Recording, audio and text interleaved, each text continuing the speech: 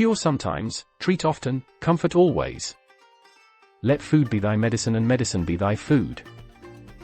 Walking is man's best medicine. Natural forces within us are the true healers of disease. There are in fact two things, science and opinion, the former begets knowledge, the latter ignorance. It is more important to know what sort of person has a disease than to know what sort of disease a person has. As to diseases, make a habit of two things, to help, or at least, to do no harm. The life so short, the craft so long to learn. In everything in nature there is something of the marvelous. Art is long, life is short, opportunity fleeting, experience treacherous, judgment difficult. First, do no harm.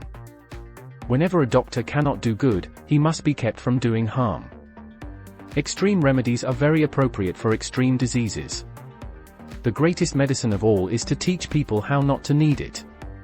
A physician without a knowledge of astrology has no right to call himself a physician. The natural healing force within each of us is the greatest force in getting well. To do nothing is sometimes a good remedy.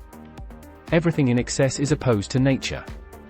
A wise man ought to realize that health is his most valuable possession. Healing is a matter of time, but it is sometimes also a matter of opportunity. The soul is the same in all living creatures, although the body of each is different. If we could give every individual the right amount of nourishment and exercise, not too little and not too much, we would have found the safest way to health. What medicines do not heal, the lance will; what the lance does not heal, fire will. Nature itself is the best physician. Wherever the art of medicine is loved, there is also a love of humanity. All diseases begin in the gut. Art is long, life is short, opportunity fleeting, experiment dangerous, judgment difficult. To do nothing is sometimes a good remedy. The physician must be able to tell the antecedents, know the present, and foretell the future, must mediate these things, and have two special objects in view with regard to disease, namely, to do good or to do no harm. As a matter of fact, no one is master of another's health, but whoever can heal is the superior.